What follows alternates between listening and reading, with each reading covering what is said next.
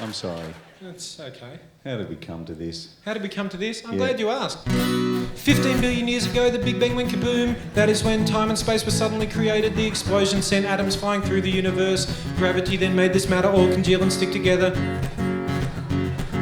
It then became the galaxies and all the suns and all the planets, one of which is Earth, where the chemical reactions went blah blah blah blah blah. Life was born. Single-cell creatures soon evolved into a huge variety of sea creatures, which pulled themselves onto the land. They became the dinosaurs, but they died out. Mammals became widespread with their hair and boobies. They became the monkeys and started using tools and walking on their hind legs and getting really brainy. And the next thing that you know, there are all sorts of tribal human beings who started digging holes and planting wheat, as well as taming wild animals. Someone invented writing.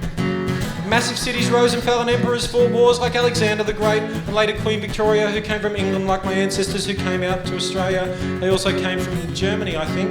I don't know all the details, but eventually my parents met and had a sexual encounter, and then 9 months later I was born and I grew up. I met you at the local high school and we became the best of friends. We even lived together.